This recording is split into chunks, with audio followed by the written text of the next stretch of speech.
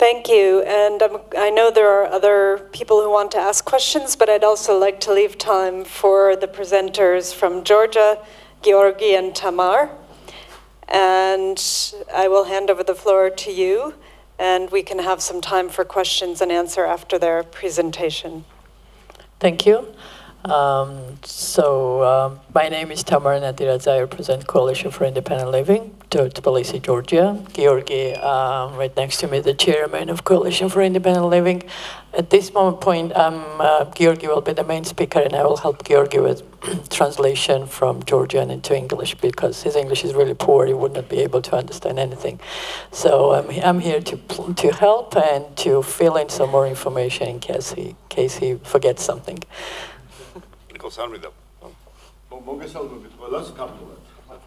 So greetings to you all in Georgian.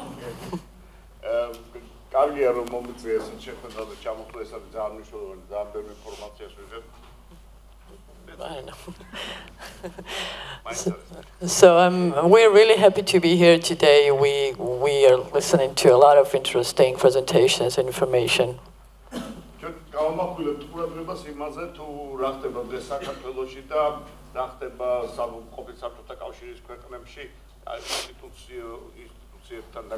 So today we're going to to give you a brief picture of what's happening in Georgia in terms of community living and institutions. Also, we will also talk later about the situation in post-Soviet countries in general.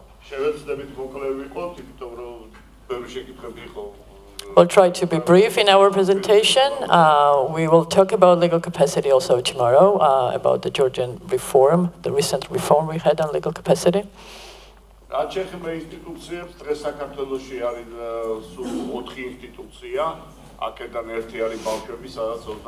So just to give you a brief statistics about the number of institutions in Georgia, there are at the moment 4 institutions for persons with disabilities. One of them is for children with disabilities only.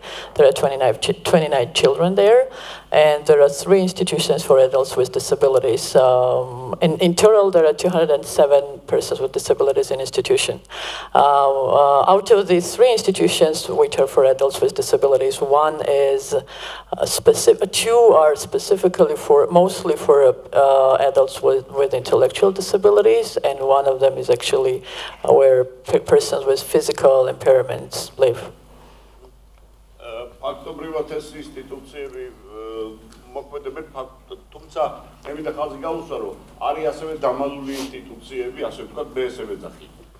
So we also have what we call hidden institutions in Georgia, which are not on the map, to say so.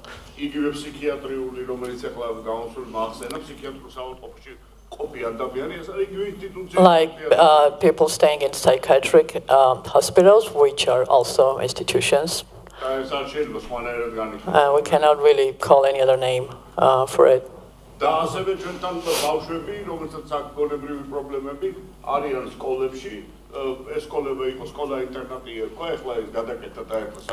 also children who have some development or intellectual issues who live and who study at boarding schools, it was called before. Now these schools are called public schools, but actually it's just a different name for an institution.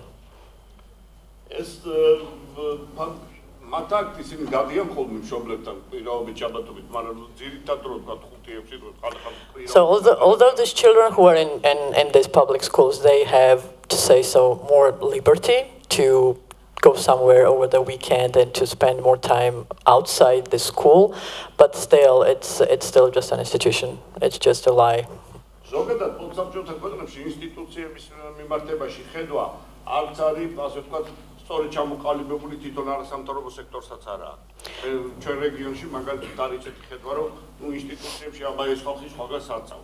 So generally in post-Soviet countries, including Georgia, the approach and understanding of what institutions are and why they are there is very wrong, to say so, because even the DPOs think and believe that institutions are the right place for some of the people with disabilities, and what else can we do? This is the only way we can take care of them. პრობლემა იმაში მდგომარეობს, რომ როცა ჩვენ სახელმწიფოს ველაპარაკებით, რომ ინსტიტუციაში ყოფნა ცუდია, მათ უნდა მივცეთ დამოუკიდებელი ცხოვრების საშუალება და ასე შემდეგ, ისინი აპელირებას აკეთებენ იმაზე, რომ აი მაგალითად ავითხოვს არავინ არაფერს. And when we talk to, our organization and other DPOs, when we try to convince the government that it is wrong to have institutions and we have to support community integration of these people, the counter argument we always hear is that there's no demand coming from these people themselves who are in the institutions. They're not asking for anything. They're happy there. So let's keep them happy.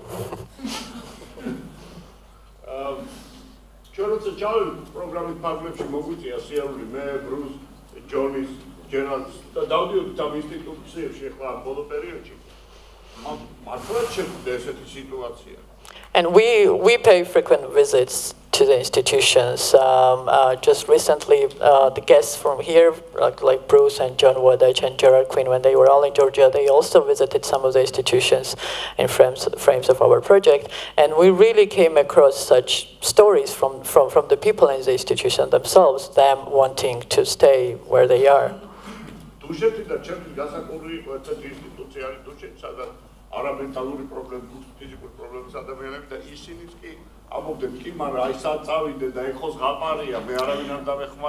And there's this specific institution which is located in Dusheti, close to the capital city, which is where mainly people with physical disabilities live. And talking to them too, they were also very indifferent and very hopeless, and they didn't really see any other option for their life rather than being in an institution.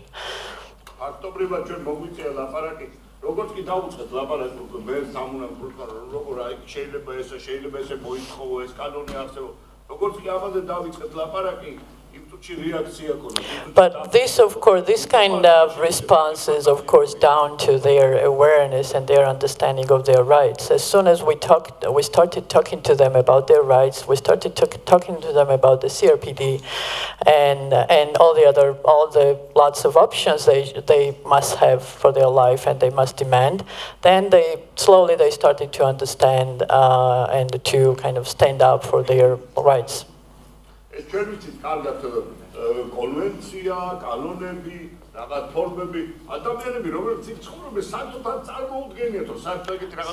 DPOs and representative organizations of persons with disabilities might know the CRPD by heart and might understand everything, all the legal implications, all the legislations of the countries. The actual people, persons with disabilities, especially those who live in institutions, don't have so much understanding and so much information about the mechanisms for their rights protection. So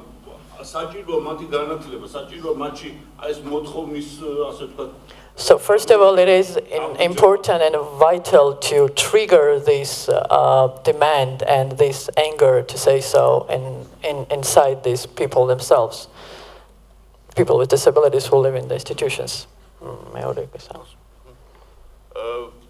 არის ისეთი ადამიანები, აქ ბევრი იყო ლაპარაკი მხარდამჭერის ასისტენტზე, ბევრი იყო ლაპარაკი იმაზე, რომ სად დავაბრუნოთ ოჯახში, როგორ არიან ხალხი, რომელსაც სიამოვნებით დაბრუნდებოდა იგივე სახლში, რომ ყავდეს ასისტენტი. მაგრამ ფანტაზიის დონეზეც კი არ წარმოუდგენია მას, რომ ამის მოთხოვნა შეუძლია და ამას სახელმწიფო დაუფინანსებს.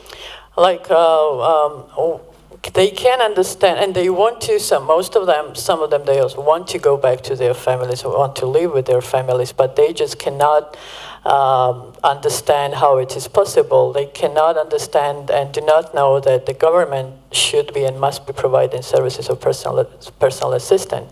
They don't know about the services which are already available in the country, let alone creating and demanding new services like personal assistance.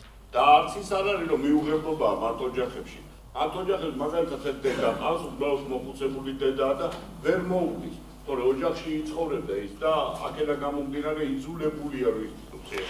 because some of them, there is for example, one lady who prefers, in inverted commas, to live in the institution because she has an old mother.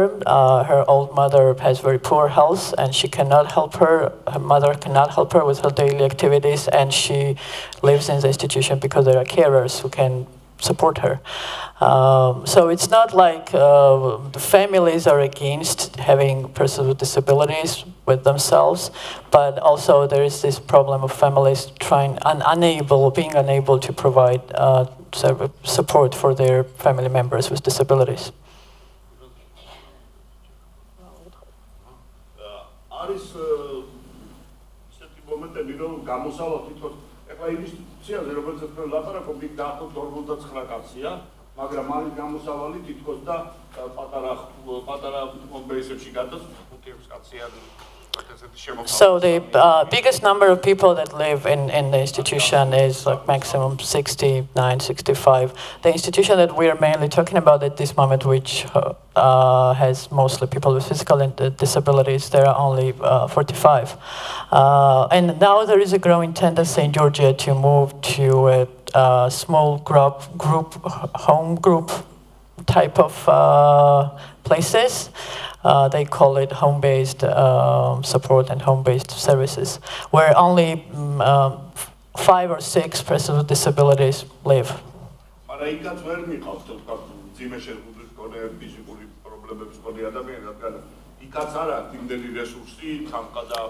But these small group homes cannot accommodate people with physical disabilities. Again, due to lack of resources, they don't have enough resources to have personal assistants who could help and support people in wheelchairs, for example.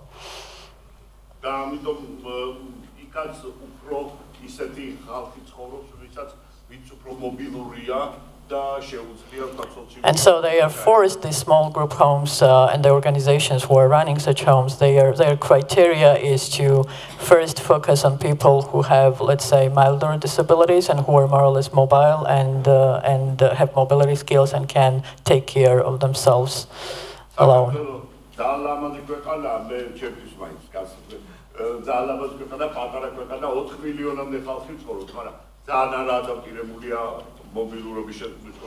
So we have about a population of 4 million in Georgia, and while Georgia is a beautiful country, or at least we like to think so, it is very inaccessible.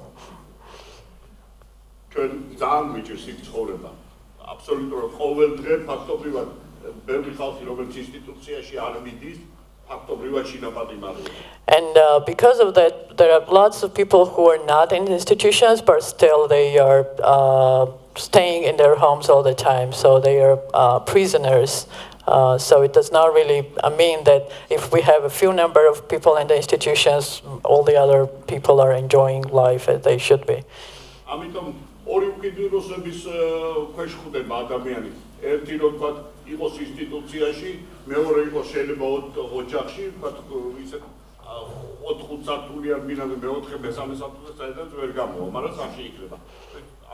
So it's like they don't have much choice, persons with disabilities in Georgia. Either they have to choose to be in the institution or to stay home on the 5th or 6th floor of an apartment building where there's no lift, no accessibility, and years pass without them coming outside. So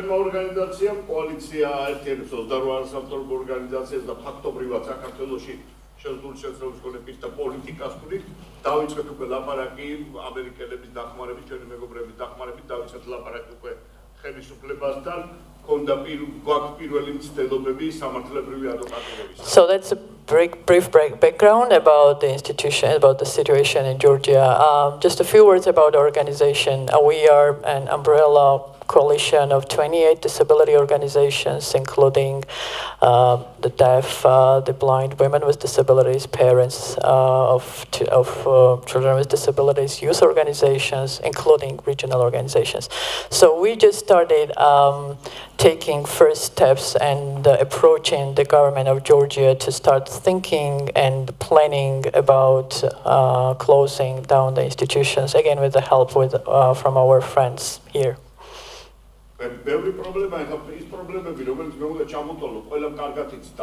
ეს პრობლემები არის ის, რომ იგივე ინსტიტუციიდან გამოსულ ადამიანებს, პირველი რაც თქვი ასისტენტის საშუალებით ვერაფერს ვერ იზამს, მეორე მენტალური პრობლემების მქონე ადამიანები, რომლებიც წამოვლენ, მათ იმ სოციუმში ჩართვა ძალიან გაუჭირდება და ეს ყველაფერი ერთმანეთს ეხება და So, of course, we don't think that deinstitutionalization can happen over the night. There are a number of issues that have to be dealt with before that. Again, availability of personal assistant in the country. Also, we have to find a way how to help people with intellectual disabilities get integrated into society and start living, to say so. So there are a number of, a long list of problems that have to be identified and to which we have to find solutions before we get rid of the institutions. კარგია როცა თანამშრომლობ სახელმწიფოსთან და ფაქტობრივად ლაპარაკობს თავაზობ რა უნდა გაკეთო, იმიტომ მათი მხრიდან ის მისყოლ მე მზადა ვარ ცვლილებებისთვის. მე მზადა ვარ, მაგრამ აი მითხარი როგორ რა ფული საიდან გავაკეთო. And like Gerard said in his presentation, it's we need society organizations need to work with the governments and need to help the governments and bring solutions to the table. Because at least in Georgia, in the case of our government, they are willing to cooperate and they are willing to improve the situation. They're just asking help and support. They're asking, how can I do this? Can you help me find a way? Because they're mainly their questions are with what money should I do it? What kind of programs do you think we should implement? And civil society organizations also, it's not like we have a recipe already prepared. ფაქტობრივად ჩვენც უკვე ვიწყებთ ფიქს თუ როგორ შეიძლება მართლა შევცვალოთ არსებული სიტუაცია. მაგალითად მე ბავშვებზე წმინდა ცოტა გავამახვილო. ბავშვი სულ 29 ბავშვია დარჩენილი. ფაქტობრივად ჩვენ ბავშვთა ინსტიტუცია მომავალსაც ალბათ USAID-ის მხარდაჭერით ალბათ სულ გაუქმდება. მინდობით აღდაში გასული ბავშვებზეც არის პრობლემები, მაგრამ ის ბავშვები 12-18 წლის გახდება.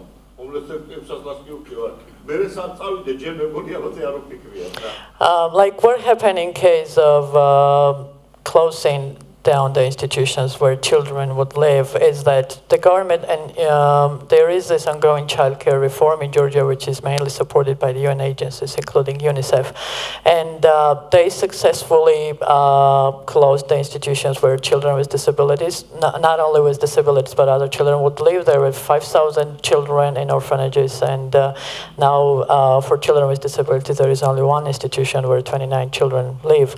But what happened in case of children is that, and they introduced programs like foster care, but what happened was that when these children turned 18, the government had no vision or no plan or no program what to do with these already adults, and their foster care program ended and they have no plan.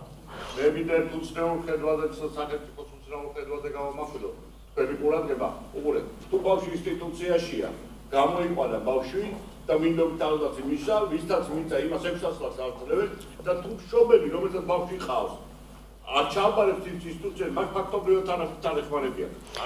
And the government has really very wrong and crooked, to say so, policy of supporting parents who are providing foster care.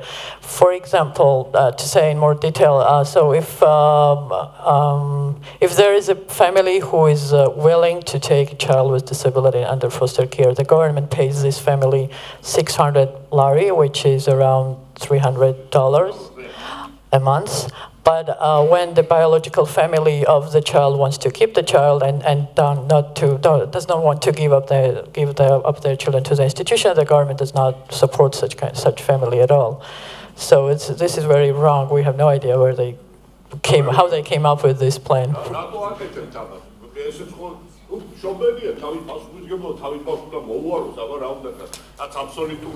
And when we ask a question about this policy and this decision, they say, well, they are their biological parents. It's their responsibility to take care of children without being paid for it, which is absolutely wrong and not a good justification of what they decided to do. ფაქტობრივად ის მშობელი მიბმული ამბავზე ვერ მუშაობს, სახში ოჯახში შემოსავალი ვერ მოხდა. და აქედან გამომდინარე ძალიან ბევრი სირთულეებია თქვა და So that's just a list of difficulties we're trying to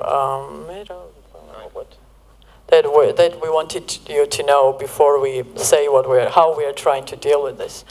So first of all, we think that in case of Georgia LS, to increase motivation and to increase motivation, I mean to create ground for getting rid of institutions is to go to the court. At least that's what we decided to do.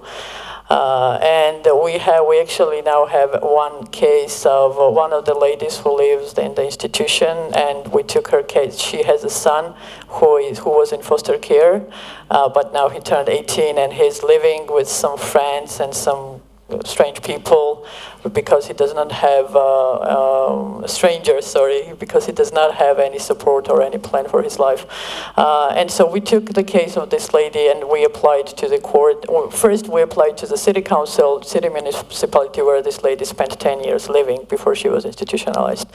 But we were rejected because the city municipality rejected to provide housing for her because they said, first of all, that 10 years was not enough time to ask for an apartment in that city. And also they said that they didn't really, to say in simple words, they didn't really believe that she was disabled. And she was, in the first place, she was institutionalized because she was with disability. But in the end, what the local municipality was saying, that the healthcare ministry, which put her up in the institution, which put her in the institution because she was disabled, was lying, and she was not really disabled, and she was there. So anyways, it is a very difficult process. We have appealed this decision, right? Our lawyers are here, and I'm not a lawyer, so I need to consult with them all the time. And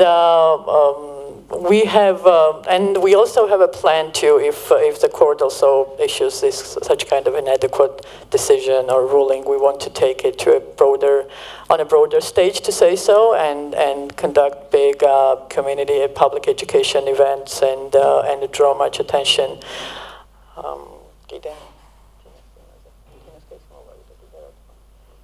We have also, in terms of our organization, is also doing a great work in terms of promoting independent living and the concept and philosophy of independent living in Georgia. We are translating. Actually, one of the materials we translated and distributed was on the myths on independent living. There is this great brochure prepared by European Network on Independent Living, and we translated it into Georgian. And we want every member of the parliament or every civil servant and every person with disability institution to have that brochure to look at very simple facts, which is a myth and which is a fact. For example, the myth is that independent living means being self-sufficient, or independent living means living alone, completely isolated. We are also drafting and working.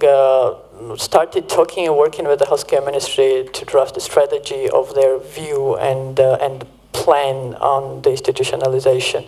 Of course, we don't want to rush into any reform or any actions before there is a plan in place, like our colleague was saying, to have a long-term strategy and long-term view rather than just like they did in case of children, just get rid of the institutions and then have no plan or no strategy how to deal with these people.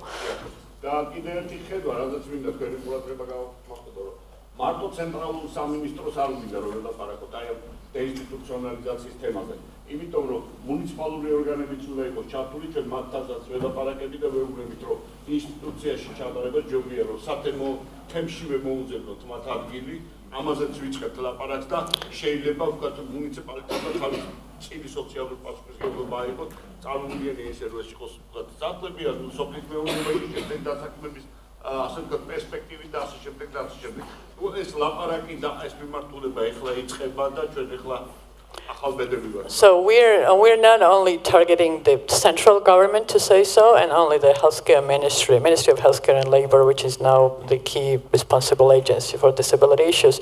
We are also wanting to involve local decision makers and local municipalities in this process, for local governments to take their own part of and own portion of responsibility to provide housing, to provide employment opportunities, and to provide other services that can be easily provided and funded by the local budgets. So we want this process to be decentralized, to say so. And just one argument we are using when talking to decision makers as well as other civil society organizations and local municipalities is that the government, when we requested information from the healthcare ministry, how much is spent on one person in an institution per year, and it is about more than 12,000 laris, which is about $6,000 or $7,000. This is for one person in 1 year, and these people have been living in institutions for tens of years, and just imagine how much money the government is spending on the institution. They would easily rent or purchase an apartment and provide housing for these people to live a normal life. So, well, provided that they also support other services. So this is one of the key arguments we are trying to use when talking to not only to the government but civil society, because they also need to understand the need to close down the institutions.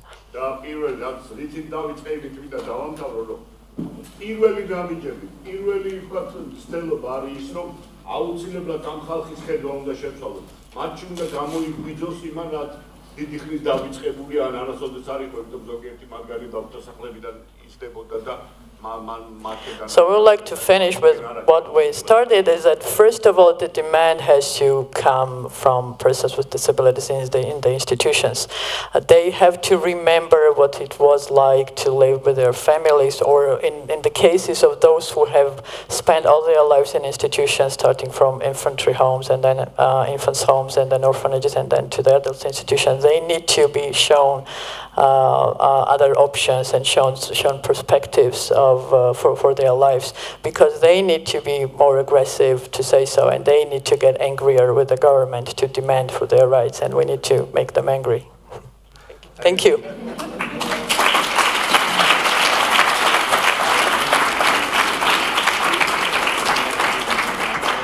Thank you very much, Georgi and Tamar.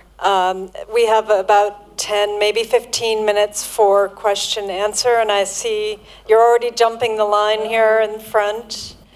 Okay. And all right, we've got a lot. Firstly, thank you very much for that excellent presentation. I'm really delighted that you brought up this issue, and I think we shouldn't forget that there are still so many people with all kinds of disabilities living in awful situations in institutions right across the world. On the positive note, there's so much evidence on this issue, and there's so much experience in places like the US, the UK, and other countries. So it's really important not to make some of the mistakes that have been made. Ireland, we were late coming to this issue. I ran the national project on deinstitutionalisation. We published the report in 2011. We still have in excess of 2,500 people in institutions here. You gave a figure of what your government are spending. The average cost per resident in Ireland, when I published the report, was €106,000 per person per year. That was the average, yes, and there are some much higher. Sorry? Yeah, and rising.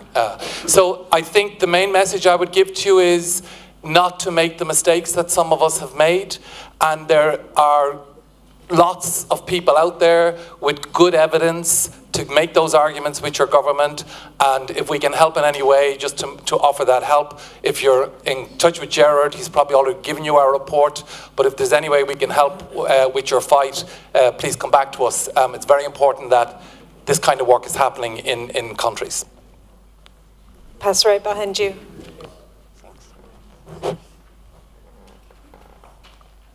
Go ahead with your question. That wasn't really a question, more of a comment, so we'll move to the next. So I may go ahead, right? Well, thanks for your presentation. My name is Farhat. I'm from Kazakhstan. You know, like in our country, we have a system of disability advisors on different levels, on the mayor's level, minister's level, like regional levels. Well, you said that your government sometimes doesn't know how to deal with this or that situation, and you're trying to help them, giving some advice. So I was wondering, didn't you try to establish such kind of system of disability advisors on different levels so that representatives of disabled persons would be able to directly advise to mayors and ministers how to deal with this or that situation, or what services, programs, or practices establish on spots? And if you did you have any results about that? Thank you.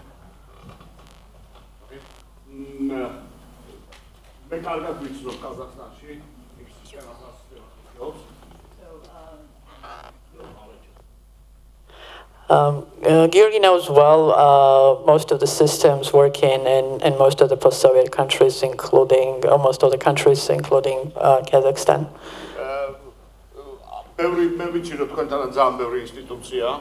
We also know that there are a lot of institutions in Kazakhstan, right?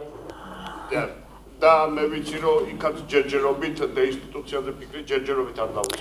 And also, as far as we know, they have not really started talking about closing the institutions.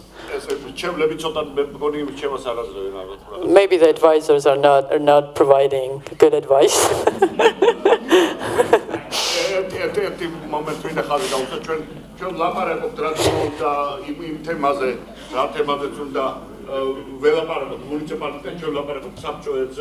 და ჩართულობაზე გამომდინარე 33 მუხლიდან და აქედან გამომდინარე ჩვენ რა თქმა უნდა ვილაპარაკებთ და რჩევებს ვინცეთ. მარტო რჩევის მიცემაც არ არის, ჩვენ უნდა რეალური გზა შევთავაზოთ ეფექტური ფინანსების გათვალისწინებით. So we're დიდი მადლობა გადაუხადო იმისთვის, რომ მითხას ფაქტობრივად თქვენი სერვისი ძალიან ძვირი ის და თქვენ აპირებთ ამაზე შეგიძლიათ გააკეთოთ. So we are also, our areas of activity, I mean, of our organization is very broad, and we also work with local municipalities. Actually, we work on implementing Article 33 of the Convention, trying to support implementation of this article on the local level. We are working with almost all of the local municipalities across Georgia to establish local disability consulting councils. Some of them are already established. Others are just working on having some paperwork left to do. But the thing is that having advisors at local municipalities just to check the box is not enough. And we need to be able to provide realistic solutions and mechanisms. Advice is one thing, but actually pointing to some kind of solution, to some kind of experience or practice, international practice, is another thing. Thank you for your comment, and also thanks to you from Ireland. I'm sorry if I couldn't hear your name. We would like to hear more about Irish experience as well as other countries. And I think the argument that you're using is that the cost of service in Ireland is higher than in Georgia. And that is a strong argument in favor of the institutionalization. We have a hand down here, down at the very front. Hi, my name is Lee, and I actually work for the health services in Ireland. I was appointed after there was hidden cameras put in one of our institutions which filmed the residents there being abused by staff, and it was shown nationally on television, and the following day I was appointed as confidential recipient to our health services, and it's my job to act as, I was one of the safeguarding people put in place for people who are in institutions in Ireland. I would agree institutions have no place in the world, but there are many kinds of institutions, as you pointed out so well. You can be stuck in your own home and see nobody for years, and so that's another kind of institution.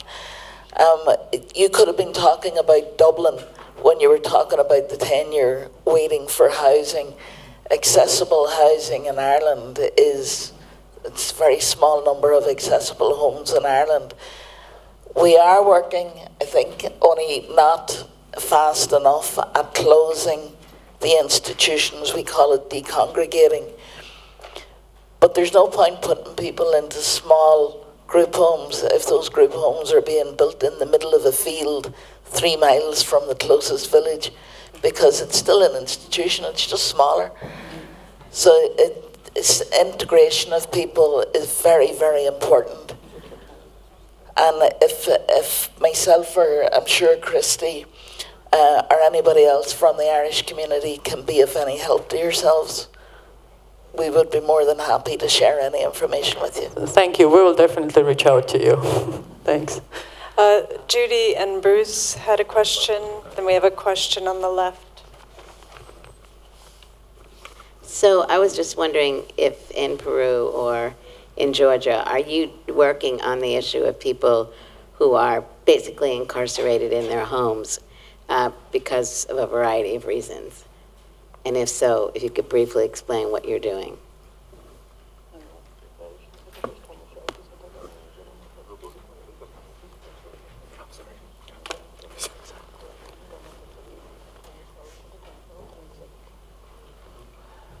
რა თქმა უნდა, მუშაობ ჩვენი ძალიან ბევრი, ასე ვთქვათ, ზარი შემოდის ჩვენთან ორგანიზაციაში. ფაქტობრივად, როგორც უკვე ითქვა, ვცდილობთ, რომ დამოუკიდებელი ცხოვრების ცენტრი ვიყოთ საქართველოში ჯერჯერობით, მასეთ სტილს ვიჭერთ. ამიტომ ყველა კონსულტაციისთვის ჩვენ ვიკავშირდება.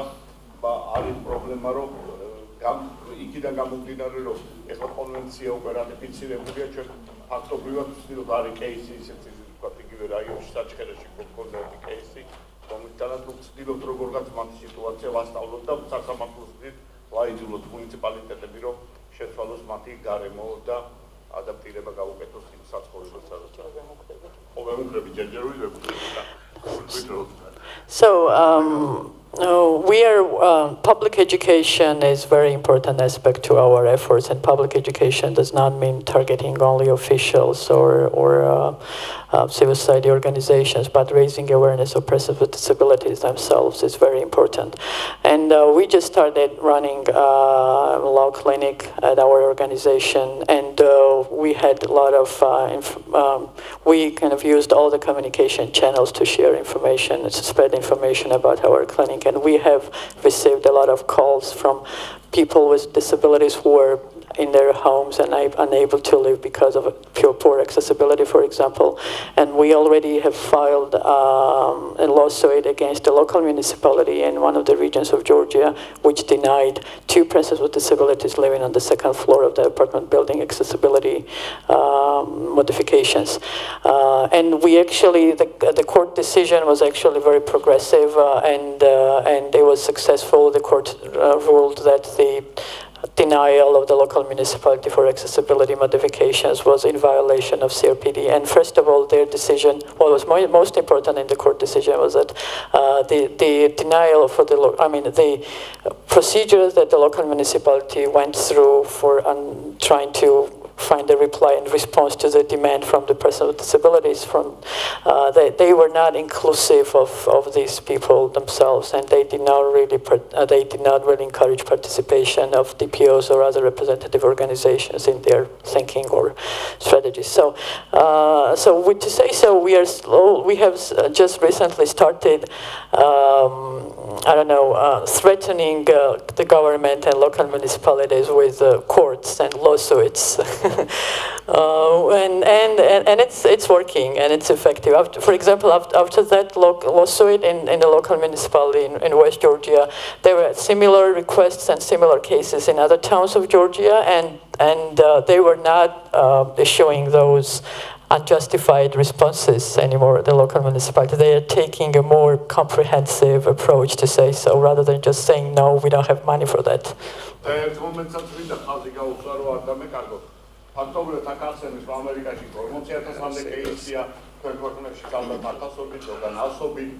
საქართველოში кейსი ჯერ არ არსებობს, რატიფიცირება 2014-ში მოხდა. პირველი кейსი იყო, რაც ჩვენ შევიტანეთ, თქვა თქვენ უნარიანობაზე, დასრულებული დისკრიმინაციის კეის, დისკრიმინაციის ნიშნი სასამართლო პროცესი არ დამთავრებულა, ეგეთი რამე ჯერჯერობით. And just to mention one more thing, which we will talk more about tomorrow, disability law, case law in Georgia. We don't have such in Georgia. So in the previous days, yesterday, for example, we're talking the USA has like 40,000 cases or something, and other countries also have a lot of court cases on disability rights. We have just maybe 3 or 4. So it's a new process in Georgia. Just started 2 years ago, probably. So one question here, then one question there, and then it's lunch. Okay. So I'd like to ask a more difficult question that is about the role of the church in a country, and its relationship to the rule of law and to government power, state power. It's known that in Georgia in Georgia, like in many other countries, the dominant church authorities there are very, very powerful and are supported by, very strongly supported by the people and by the government authorities, and yet there is institutions where disabled persons have been that are under the control of the church, but the church gives no information. The church gives no information whatsoever about the orphanages that they run and what happens to the people inside the orphanages. How do you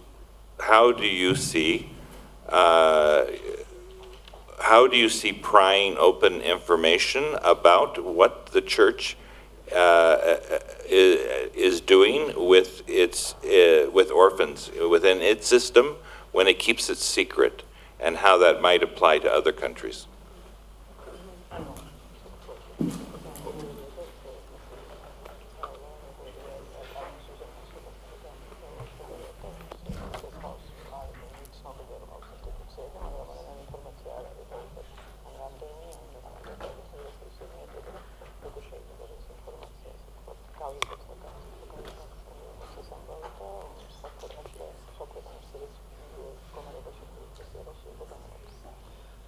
ფაქტობრივად გეთანხმებით რომ არსებობს ასეთი ხელმისაწვდომელი ინფორმაცია, არსებობს ინსტიტუციები, როცა ფაქტობრივად ვეკითხებით, არასამთავრობო ორგანიზაციები მონიტორინგზე ვერ შედიან, თუმცა შევიდა სახელმწიფო სტრუქტურა, როგორც ჩვენ ვიცით, ინფორმაცია არსებობს ამითი და ვითხრეს რომ რაღაც სტანდარტებს აკმაყოფილებს, მაგრამ ყოველ შემთხვევაში ეგ უფრო მეტად წილად ბავშვებზეა ეგ გათვლილი, ბავშვების ინსტიტუცია არის.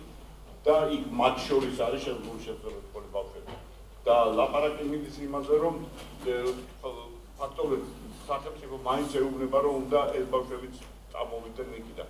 თუმცა პოზიცია ეკლესიის ჯერ თანხმობაში არ მოდის.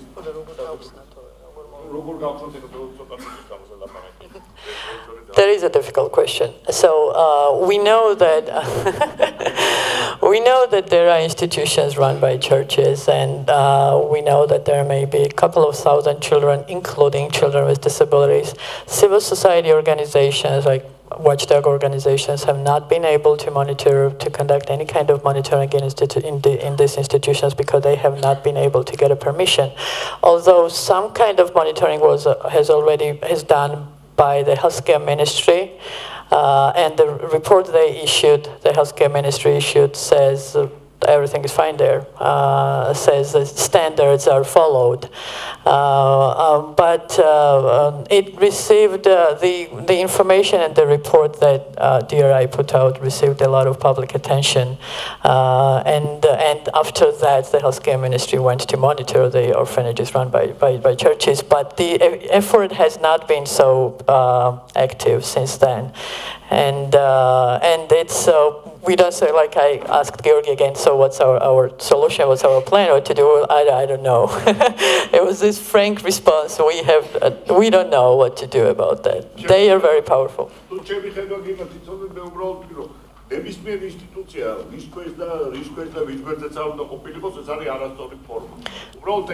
So one thing is for sure, any kind of institution run by any kind of, what may it be a church or government or an individual person, is wrong and should not be there. We are in agreement about that. Everybody has to have a choice. But we don't have a strategy for everything yet. But we're working on it. So. Just two quick questions. One is after the CRPD ratification, did Georgia develop like a disability law, or is it just on litigation that the CRPD is being recognized? Like, how has the CRPD become part of the law in Georgia? That's the first question. And the second is, you mentioned that the government gave you the expenses per person in the institution. Is there overall like budget monitoring that happens by the disability community in Georgia, looking at all expenses that are maybe not compliant with CRPD and how that can be respent?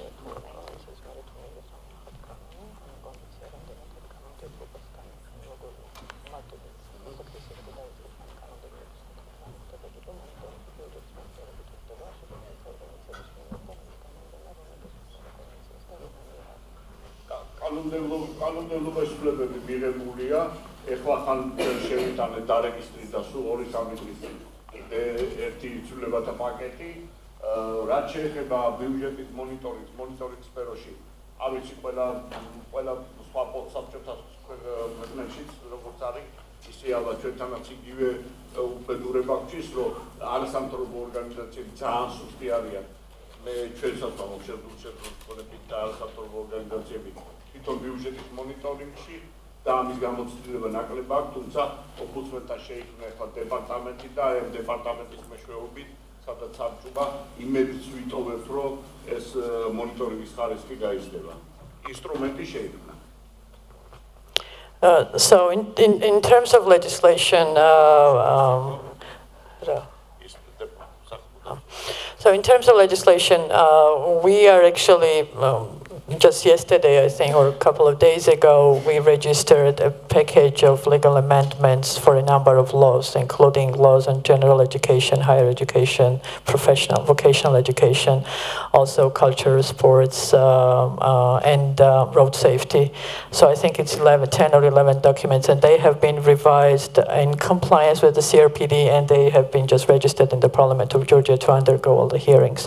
We also, a couple of years ago, and John Wadaj helped us about that, we developed disability anti-discrimination legislation, which was before the CRPD was ratified in Georgia, and now it needs, and which was before the legal capacity reform. So that paper needs to be updated, and then we are still thinking to and planning to submit that draft legislation to the government, to the parliament. That's from the legislation part. As for the budget monitoring done by DPOs, unfortunately DPOs in Georgia, like in many countries we've been hearing recently here, are not strong enough to do budget monitoring as well. They don't have instruments or knowledge how to do it.